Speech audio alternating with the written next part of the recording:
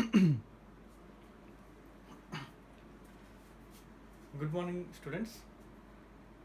This is the second video regarding the chapter that is breathing and exchange of gases. That belongs to the physiology, that is respiratory system. So in the previous class, we had discussed about the difference between the breathing and respiration. Breathing means exchange of gases, inhaling and exhaling, taking inside, releasing outside. And the respiration means releasing of energy, the process of releasing of energy by breakdown of sugar molecules, protein molecules, fat molecules, like that. So by breaking down of something, the energy is liberated. So that process is known as respiration. So this is the difference between the breathing and respiration. And also we discussed about how many types of respirations. Broadly, there are two types of respirations. One is aerobic respiration and another is anaerobic respiration. Aerobic respiration is going to happen in all the higher organisms, and anaerobic respiration takes place in lower organisms like bacteria, yeast. And one exception is there, that is, even in the higher animals, like in human beings, like other animals, while during excessive exercises, during excessive physical activities, that is running more than the limit, so due to that processes, what will happen, the shortage of oxygen will happen, and as a result oxygen is not sufficient for the breakdown of molecules, so the molecules will be breakdown in the absence of oxygen. Indirectly, that is anaerobic respiration. And another difference between these two is the energy liberated during aerobic respiration is more, very more. That is, from one glucose molecule, it will give at least 36 ATP molecules. That is energy. And by anaerobic respiration, from one glucose molecule, it is getting only 2 ATP molecules. So, and anaerobic respiration is also sometimes useful for industrially. So what is that? Alcohol manufacturing. The yeast and some bacteria, they used for preparing alcohol by using this technique, anaerobic respiration, because the byproduct is ethyl alcohol. And during excessive exercises, due to the anaerobic respiration, lactic acid is accumulated in the body. So these two are the byproducts which will come in the anaerobic respiration. And now today we will see what are the organs which are involved in the process of respiration. Already a brief introduction about this was done in the first video. So what are the organs here? How the passage of air happens once from the atmosphere to lungs. Now we will see the journey of oxygen. Journey of oxygen. Journey of oxygen. So from atmosphere, it enters into nostrils. See, this is the nostril, and this canal-like structure, that is nasal chambers. Nasal chambers. So once it enters into the nasal chamber, it will goes to nasopharynx here. Nasopharynx. So once it reaches the nasopharynx, it reaches to larynx. This is, here is a larynx. From larynx, this is the trachea, extends up to here, mid thoracic cavity. So that is trachea. Now trachea is divided into bronchi. Bronchi is divided into bronchioles, and bronchioles is entered into lungs, and from lungs the oxygen enters into different tissues. This is the journey of oxygen. And journey of carbon dioxide, that is entirely opposite. It is started from tissues to lungs, lungs to bronchioles, bronchioles to bronchi, bronchi to trachea, trachea to larynx, and larynx to nasopharynx, and from there it reaches to nasal chambers and reaches to nostril and reaches to atmosphere. This is the journey of oxygen, and opposite that is the journey of carbon dioxide. So this sequence is very important. How the passage of air from atmosphere to different tissues has happening. So this is the sequence behind that. And now diagrammatically we will see these organs.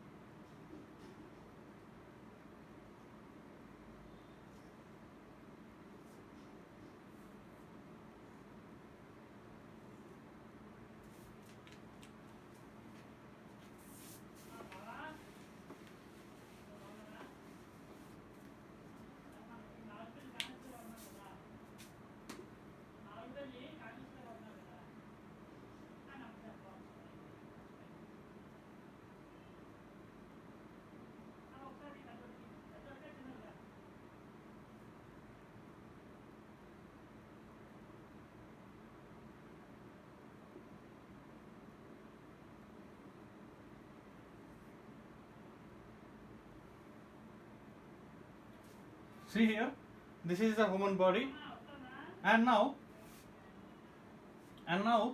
this is the nose, these are the nostrils, and this is the nasal chamber, and from there, for example, this is the buccal cavity, and this is the nasal chambers, and finally this reaches up to here, and now up to here, this place is the nasopharynx. So nasopharynx is a common place for both food materials and for the passage of air. Now, the food materials reaches like this and reaches to stomach, small intestine and large intestine, and like this. This is the alimentary canal. But here, this is the larynx. This is the larynx present here, and larynx is entered into trachea. Trachea reaches up to the mid thoracic cavity, and now that mid thoracic cavity, at that place, this trachea is divided into bronchioles, and that bronchioles formed as a lungs, entered into lungs. Now, after entering into the lungs, the bronchioles divides into multiple branches. So those are bronchioles, like this. And the specialized cells, already we discussed, the specialized cells which are present in the lungs, those are alveoli. So these lungs are filled with the specialized cells, those are alveoli. The alveoli, and the heart is present here, and here this is a muscular layer which is very important for separating this thoracic cavity with the abdominal cavity. This is the stomach region, that is abdominal cavity, and this is the lung region, that is the thoracic cavity. So that one is diaphragm. That is diaphragm.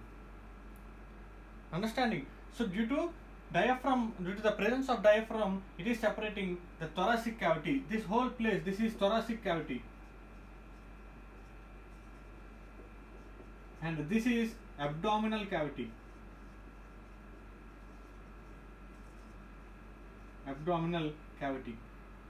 And up to here, this is the trachea, and trachea divides into bronchi, and bronchi further divides into bronchioles. This is the anatomy of the respiratory system. These are the nostrils, nasal chamber,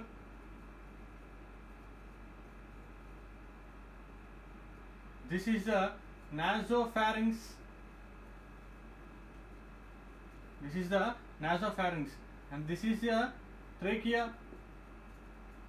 Sorry, larynx. This is the trachea. These are the bronchi, and small branch-like structures, those are bronchioles, and these are lungs. Lungs are sac-like structures which are helpful for the storage of oxygen, and from lungs it supplies to each and every tissue of our body. So this is the anatomy. Now we will see what is the mechanism of breathing, how inspiration and how expiration takes place.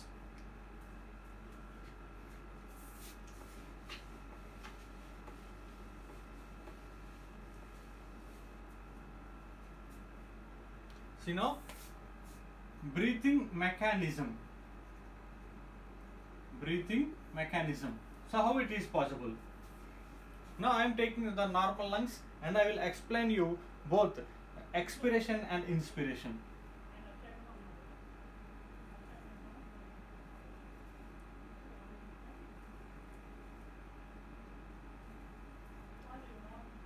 See here, this is the diaphragm, and the normal shape is dome shape. Normally it is present. Now I am taking the normal situation, and normally the diaphragm is like dome shaped, and these are the two lungs. And as you know that the lungs are protected by the rib cage. So here ribs are there. Ribs. This is the rib cage, and inside the rib cage we have lungs and knees. And now we can observe that the ribs, these are the bones, and outside the rib cage there is a muscular layer, there is muscles, and inside the ribs another muscle. Outside the ribs we have one type of muscle, and inside the rib we have another type of muscle. So outside muscle is known as external intercostal muscles. External intercostal muscles. And inside the ribs we have internal intercostal muscles. See here, this is the rib, this is the bone, and inside muscle, this is the outside muscle. So that is the difference between external and internal intercostal muscles. And diaphragm, this is the diaphragm. Diaphragm is also containing muscles.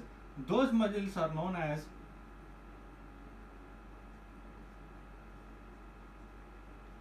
diaphragm muscle. Muscular layer of diaphragm, we can call like that. Or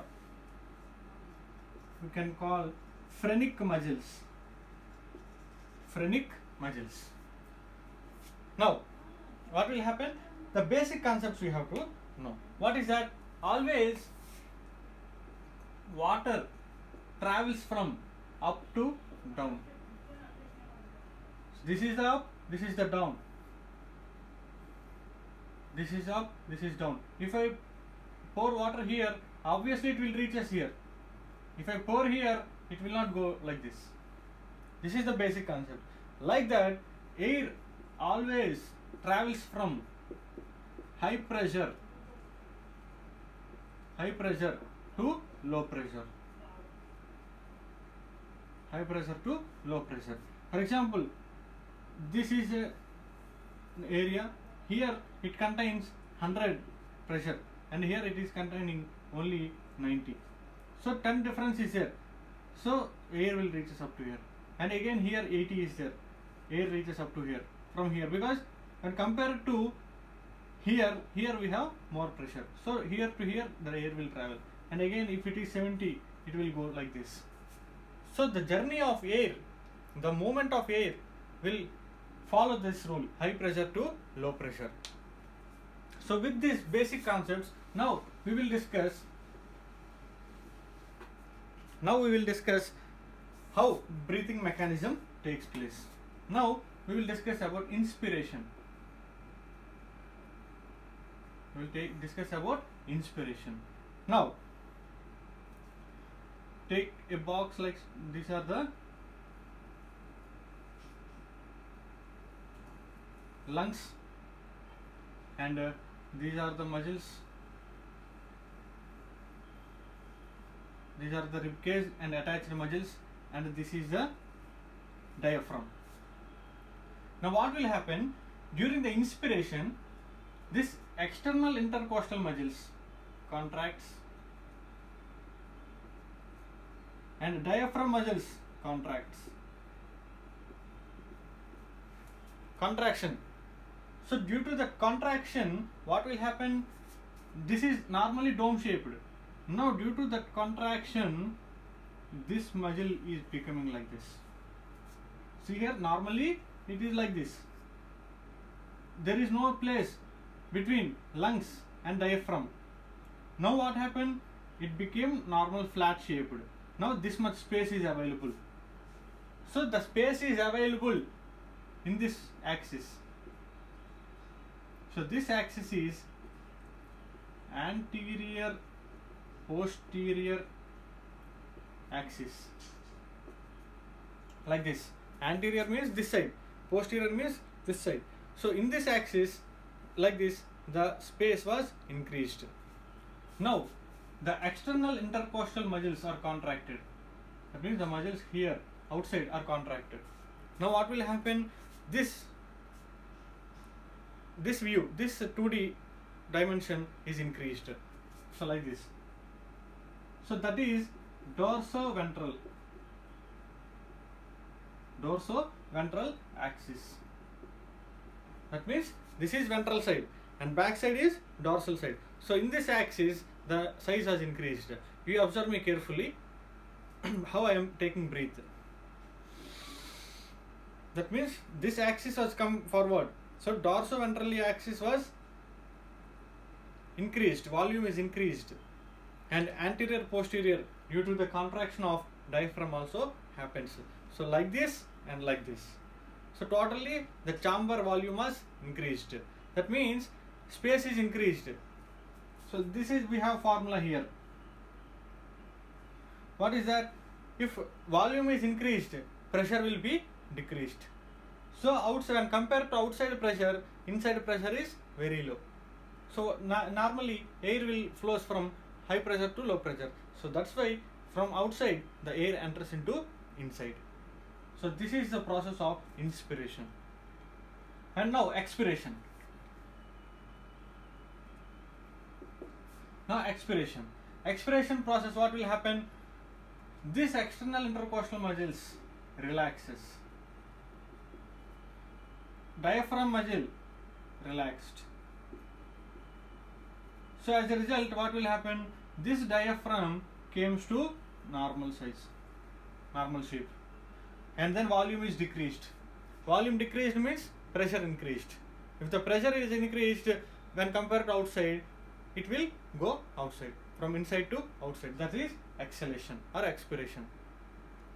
This is the mechanism of breathing. So here I will write the matter, so you follow this one.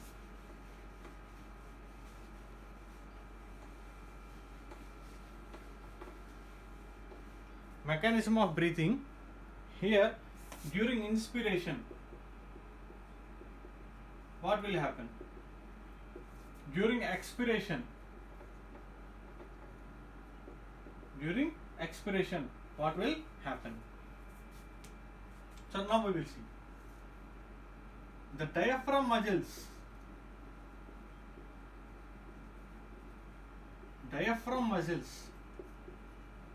will contract.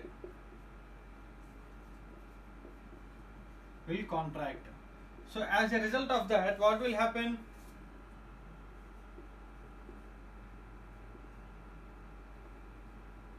Volume of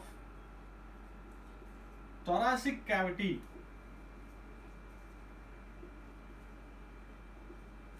increases in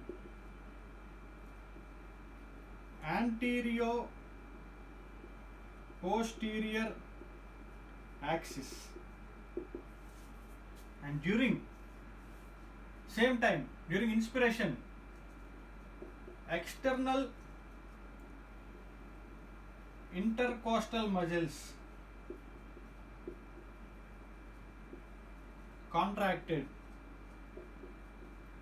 contracts, and as a result of that volume of thoracic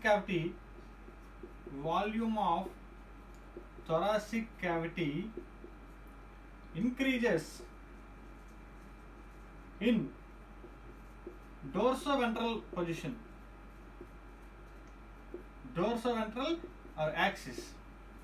So as a result of that the whole volume is increased, so air enters inside.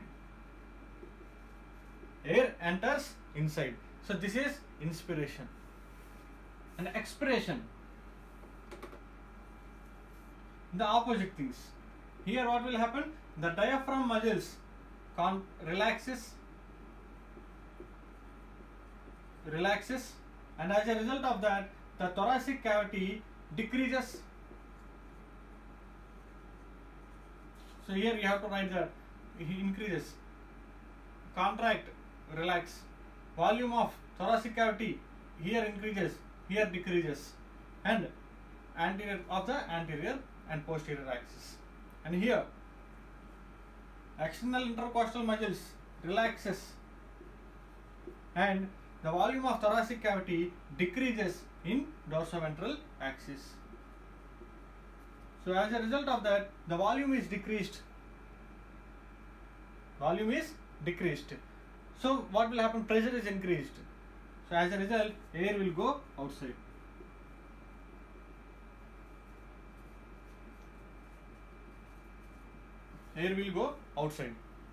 This is the basic mechanism which is behind the process of breathing. So these things you have to know. And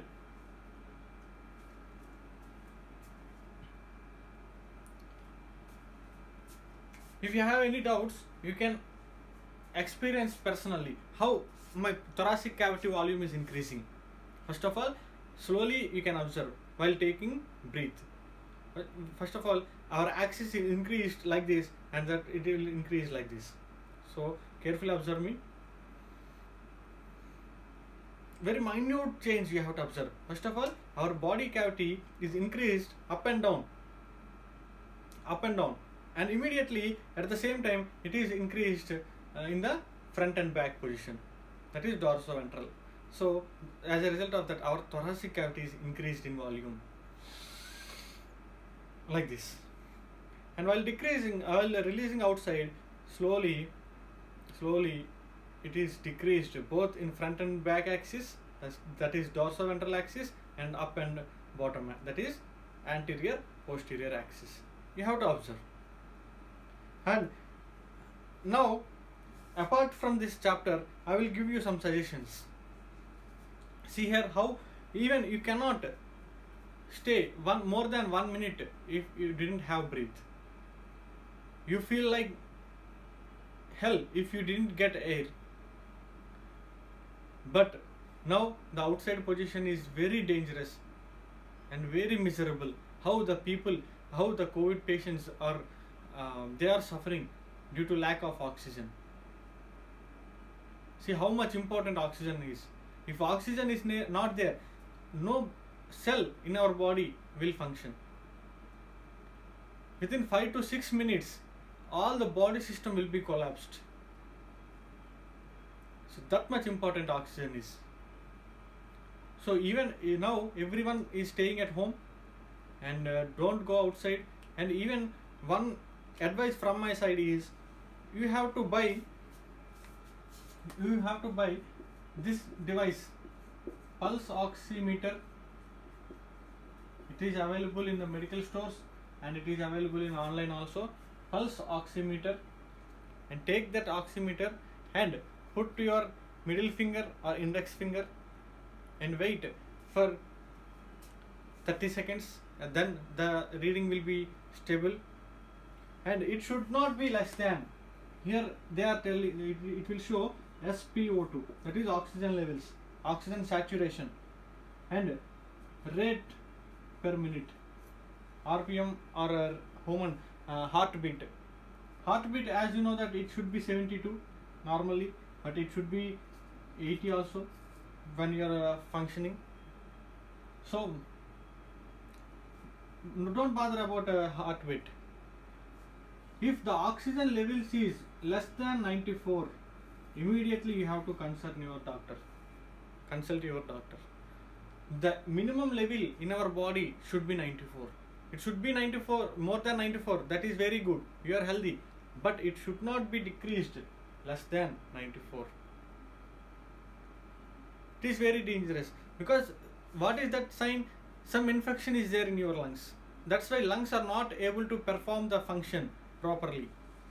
Something happened to your lungs. So what is that something?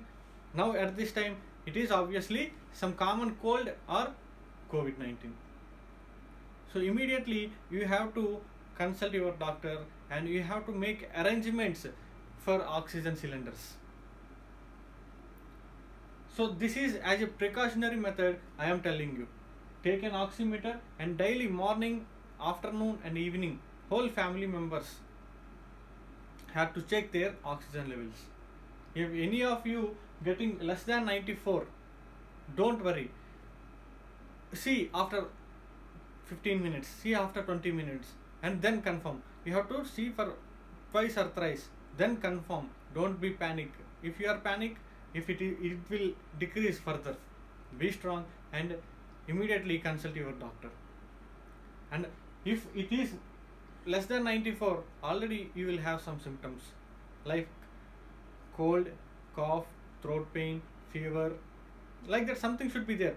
Unless until it will not decrease, it will show some symptoms. And daily morning, afternoon and evening check your oxygen levels, and if it is less than 94, you make an arrangement for the oxygen cylinder and consult your doctor. So this is my advice from our side. Don't go outside, and take healthy food, have plenty of water, have a good sleep, take multivitamin tablets, and check your oxygen levels, and do some exercises in the morning. Stay for up to 10 minutes before the sun and do some physical work, and be strong. Think positively, nothing will come. Okay, so these are the advices from our side, and if you have any doubts you can chat with us. We will try to reach you and for further advices. And this is about the mechanism of breathing, and in the next class how the oxygen is supplied to all the body parts, what is the importance of the oxygen, how it will reach us to each and every part, each and every cell of our body from lungs. And after that, what will happen in the cells, and how CO2 will be formed, and that formed CO2, how it reaches to lungs from the tissues, and from lungs how it will reaches to the atmosphere. So that mechanism, how the travel journey is happening, and how the exchange of gases takes place, both in the lungs and in the tissues. So that things we will see. And mainly you have to know how the carbon dioxide and oxygen is traveled. So that, with that topic I will end this topic now. We will see the journey, how which molecules transports this oxygen and carbon dioxide. Mainly the gases are transported through blood. So we have two types of blood. One is oxygenated blood, and second one is deoxygenated blood. Oxygenated and deoxygenated blood. Nothing is there. If in the blood, if oxygen levels are more, that is oxygenated blood, and if the carbon dioxide levels are more, or the oxygen levels are less when compared to this, that is deoxygenated blood. So what is the molecule that will carries the oxygen and carbon dioxide? that is a very important molecule. If it is not there, oxygen will not reach to the cells. That is hemoglobin, short form Hb. Hemoglobin molecule carries both oxygen and carbon dioxide. So how it will carries? So this is the structure of hemoglobin molecule I am drawing here. The central molecule, that is iron. The central atom is iron, and to that iron functional groups will attach. Functional groups will attach. So to this functional group,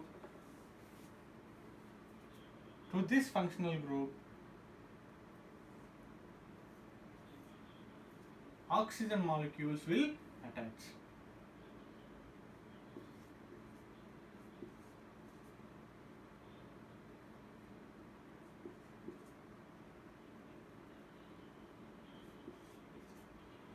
So one hemoglobin molecule will carries 4 oxygen molecules. See here.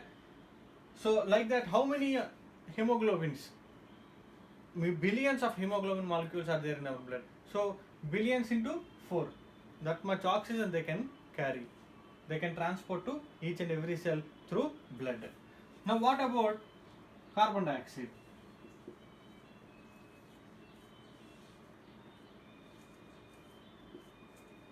The same structure, hemoglobin. See here. Now, in this structure, carbon dioxide molecules attached only 3.